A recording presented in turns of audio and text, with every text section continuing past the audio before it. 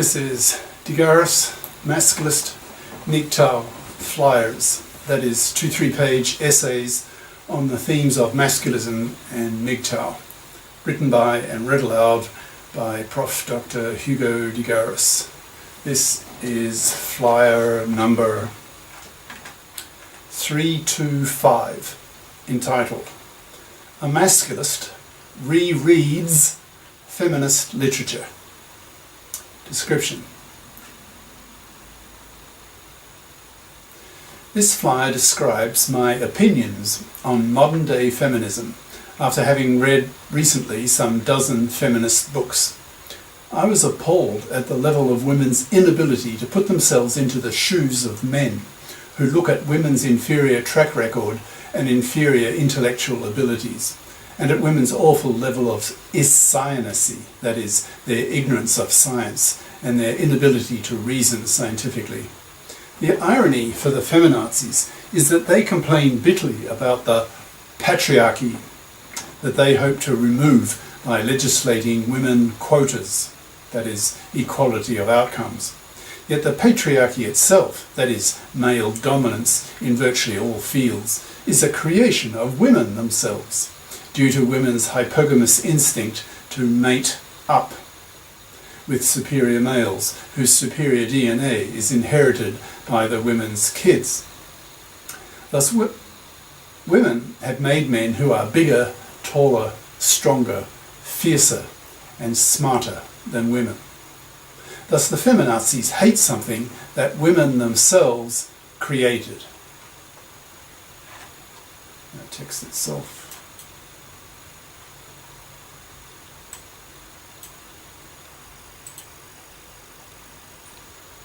Bigger.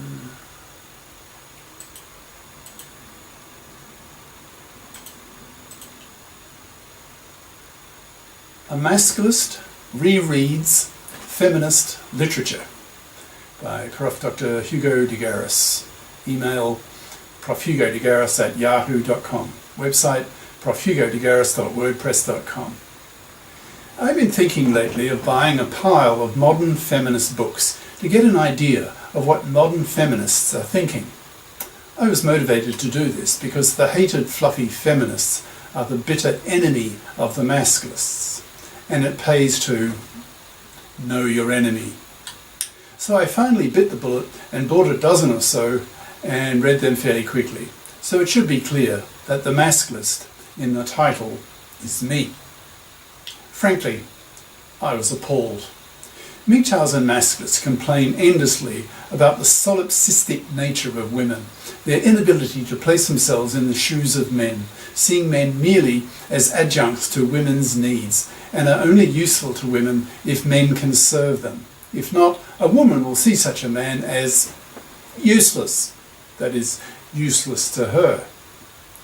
My main impression of the principal complaints of modern-day feminists is the condescending attitude of men towards women in the workplace, now that millions, billions of women, thanks to the contraceptive pill, household gadgets, higher education and long life expectancies, soon into the 90s for women, have entered the workforce, so inevitably interact with men and are not happy with how men treat them. For example, not really taking women seriously, not really listening to women, giving much more respect to men's opinions and ideas, etc. Third-wave feminists are into power for women, not just making the gender laws equal for women, but actually taking power into the hands of women in the sense of a zero-sum game. That is, power gained by women is power lost by men. For example, in the proportion of female to male members of parliament, or with board members of companies, etc. Modern-day feminists are strongly into the idea of equality of outcomes rather than equality of opportunities. That is, it's not enough to offer women the same opportunities to obtain a good, well-paying job, but that the proportion of women actually obtaining these good, well-paying jobs is equal with men at every level in the employment hierarchy. Modern feminists really harp on the patriarchy, that is, the dominance of men, especially at the highest ends of the employment hierarchy. To the feminists, this is a massive injustice that has to be fought. hence the emphasis of the third wave feminists to create laws that establish quotas for women on company boards, in the parliaments, etc. What really pissed me off was the level of isscienacy in these texts. Most of these books were written by women who had non-scientific backgrounds, mostly in the traditional realms of women: literature, psychology, marketing, personnel, etc. Most of these women would fail my ribosome test, that is, the challenge to give a 2-minute speech on the function of the ribosome. Nearly all of these women, if thus challenged, would probably answer, "The what?" In other words, they are true isscienists, that is, ignorant of science, unable to think scientifically because they don't know enough about science for science to have a strong impact on their views about the world. Most feminists, in my view, are isscienate fairies. That is, they are isscienate and they are fairies, that is, living in a fairyland, believing what they want to believe without evidence, which makes them no better than religionists or flat earthers. If you are free to believe in whatever you want, you are free to believe in the tooth fairy. I can't take most women, and certainly most feminists, seriously for this reason, that is, this high level of isscienacy amongst feminists.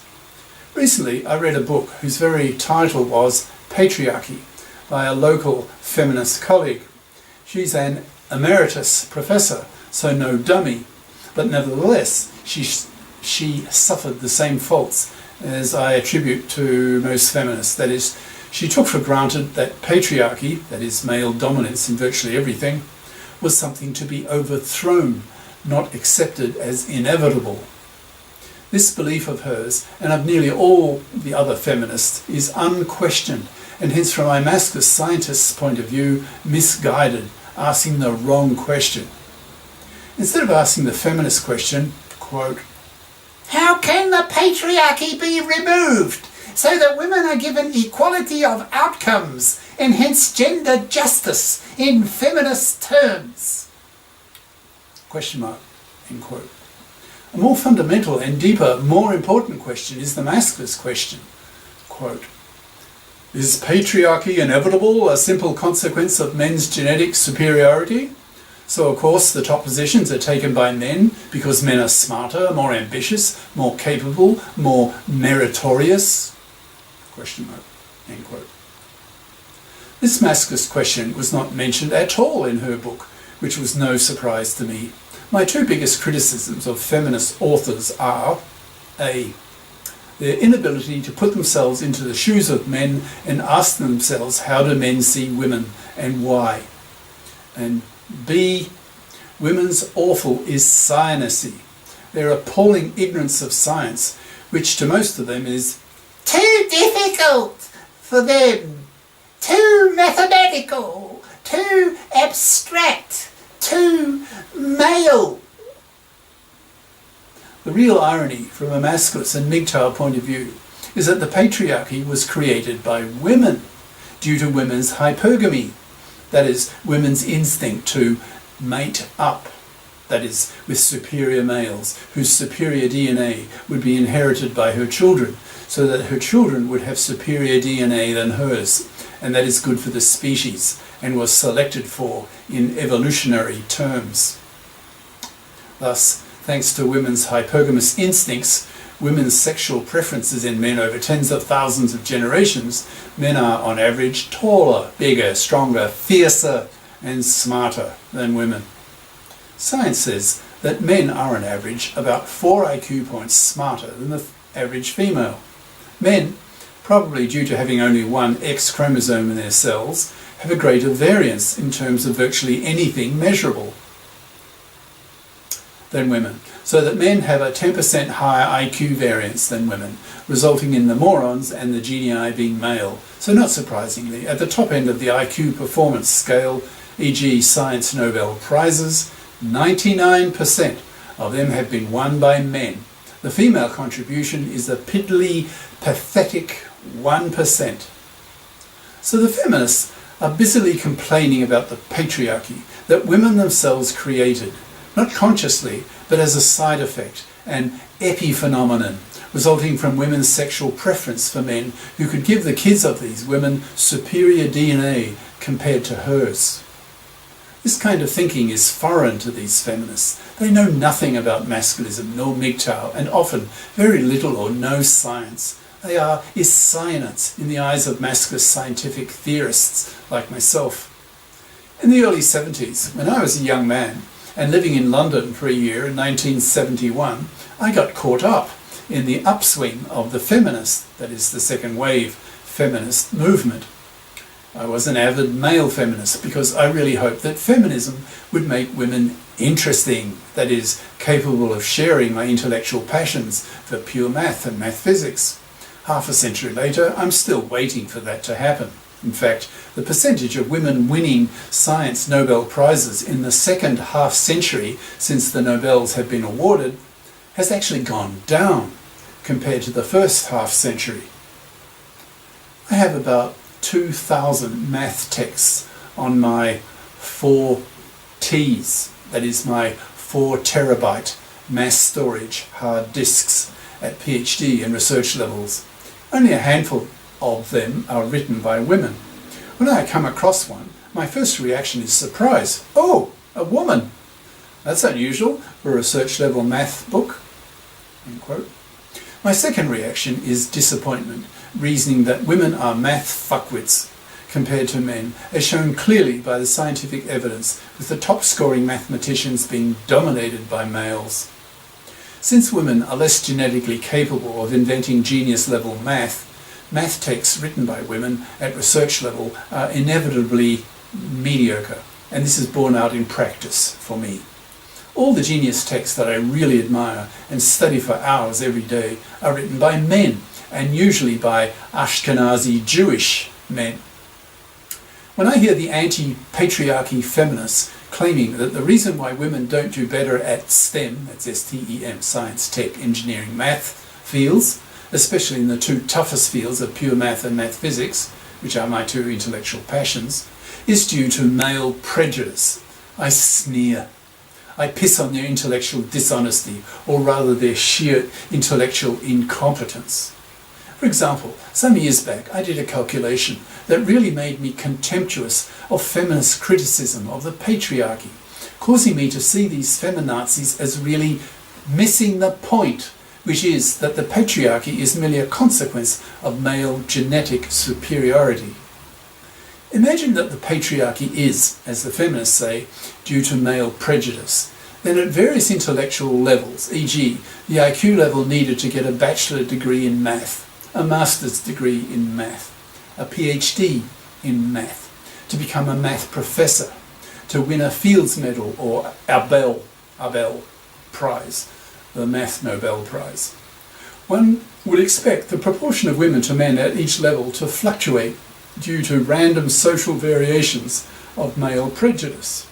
On the other hand, if women are both dumber and have a lower IQ variance than men, then it should be possible to plug the male and the female means and the standard deviations, that is the square root of the variance, into the male and female Gaussian bell curve formulas, and then predict the proportion of men to women at each of the IQ levels mentioned above.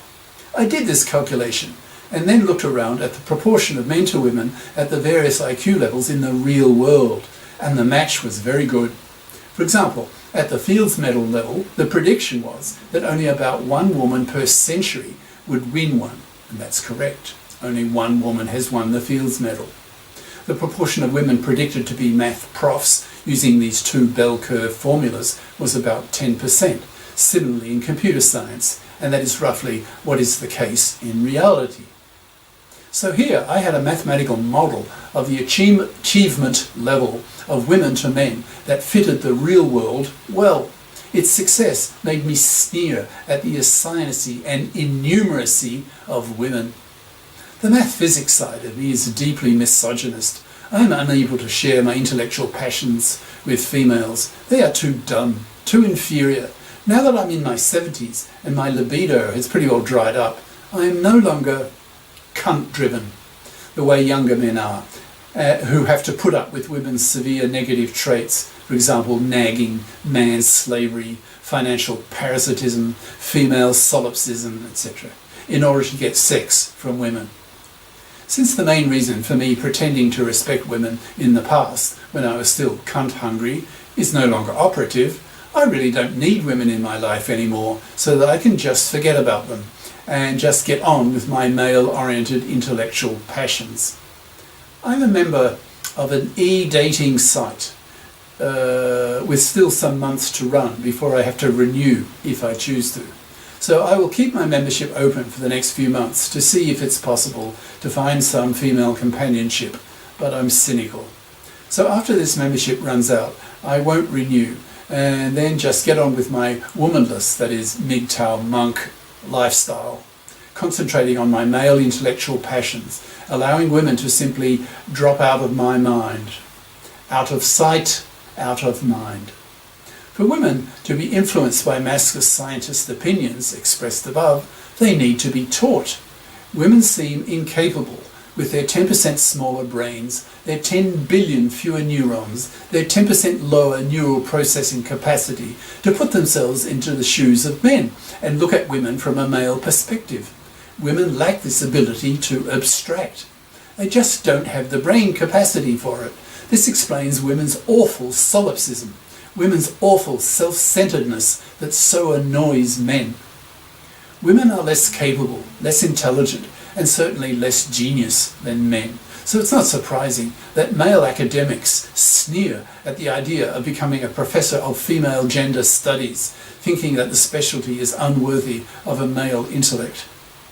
There are virtually no male professors of female gender studies, but soon there will be a string of books about men's issues, about MGTOW, about masculism, written by men. And since men are genetically smarter than women, men will soon dominate gender politics. Whenever men turn their minds to something, they always dominate it, due to their superior brains, their female-selected, hypergamy-created genetic superiority over women. Men, particularly male sages, that is, intellectuals, thinkers, are contemptuous of women's inferiorities and only humour women because men want to fuck them, but don't take women seriously due to women's inferior track record, women's negligible contribution to world culture building. Men are the creators and builders of cultures, and women are the parasites off those cultures, merely tolerated by men due to women's two traditional monopolies of vagina and womb. But with the sex bots and art wombs coming very soon, women will lose even those two props and fall into deep depression as men see women for the truly inferior creatures that they are. It will then become commonly and openly expressed knowledge that the patriarchy that the feminists keep harping about is just the social and political consequence of male genetic superiority and, ironically, caused by women's hypergamous instinct. Hence, the feminazis are fucked. There is no way to remove the patriarchy, so the feminazis are wasting their time. They are pursuing a phantom. Cheers. Prof. Dr. Hugo de Garis. Prof. Hugo de Garis at yahoo.com. Website profhugodegaris.wordpress.com. In brackets. Contains links to 300 plus YouTube, Minds, BitChute, Masculist essays/videos, and to the book, Masculism, Men's Rebellion Against Being Man-Slaves to Women, an e-textbook of 300 plus masculist flyers for men's studies courses. Ciao.